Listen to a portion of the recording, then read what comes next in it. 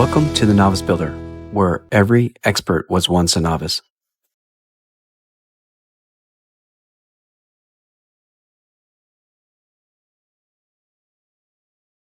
In the previous video, I showed you the SketchUp design of the chicken house walls and the completion of the house. If you haven't seen it yet, be sure to check the link in the description below or head over to my Chicken Coop playlist so you can follow the entire build from the beginning.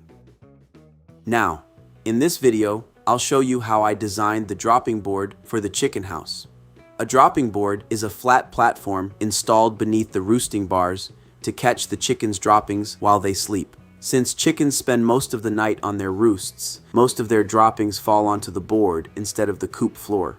This makes daily cleanup much easier, helps keep the bedding cleaner for longer, and can reduce moisture and odors inside the coop when it's cleaned regularly.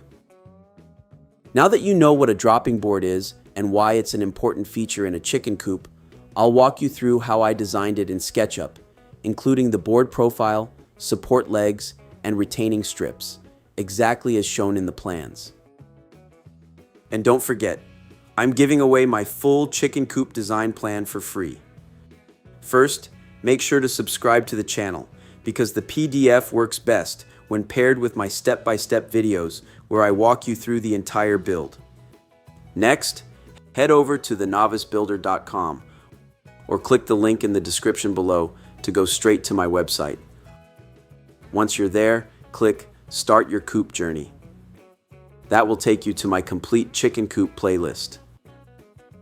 Scroll down until you see the free chicken coop guide section. To get the guide, you'll need to sign up by entering your first name, last name, and email. Then click Download My Free Guide. After you sign up, check your inbox. Your step-by-step PDF will arrive within 24 hours. Inside the guide, you'll get original SketchUp plans, full measurements, complete tools list, detailed materials list, step-by-step build instructions. It's everything you need to confidently build your own chicken coop from start to finish. So let's start with the tools and materials needed for this project. Note, the tools and materials used in this build are linked below. I personally use and recommend these products because they've worked well for me. Check the description or tap the tagged products below. Tools: tape measure, pencil, speed square, straight edge, circular saw, jigsaw, drill, 3/8 inch drill bit, and impact driver. Materials: plywood or exterior wall sheathing, 2x4 lumber, and grip-right number 6 by 1 1/4 inch Phillips bugle head drywall screws. Step 1. Design the dropping board. I started by laying out the main dropping board using the dimensions from the plans. The finished board measures 7 feet 1.5 inches along the angled top edge, 3 feet 10 inches tall on the right side, 3 feet 2 inches on the right bottom section, 3 feet 10 inches wide on the left bottom section, 1 foot on the left side, and 1 foot 6 inches across the top. Added 4-inch by 4-inch corner cutouts on both bottom corners and a 4-inch by 4-inch center notch. Every measurement is carefully matched to the plans so the board will fit correctly once it's built. Step 2. Add the support legs. I added the 3 support legs beneath the dropping board. I used 3 2x4 support legs, each measuring 1 foot 2 and 1/8 inches. One support is positioned at each end, while the third is centered underneath to provide additional strength and stability. I then secured the support legs using grip-right number 6 by 1 1/4 inch Phillips bugle head drywall screws. Their placement follows the construction plans to ensure the dropping board is properly supported. Step 3. Design the retaining strips.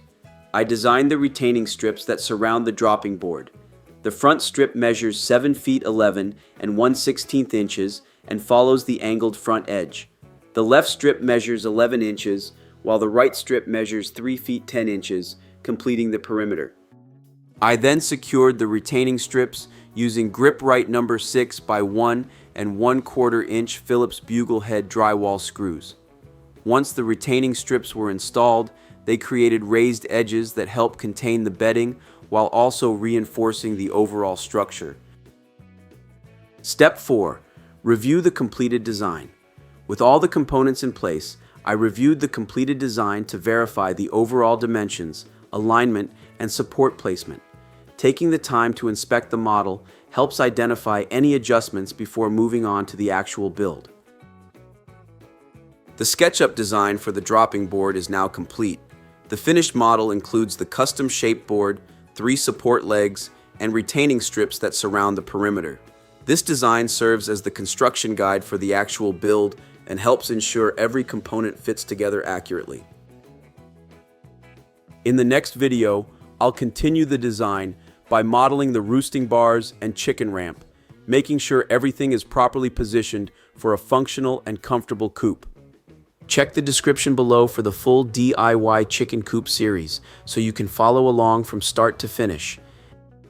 And don't forget to download your free guide at thenovicebuilder.com for complete step-by-step instructions, measurements, and material lists. Thanks for watching. Make sure to hit the subscribe button and ring the notification bell so you never miss out my upcoming project and videos.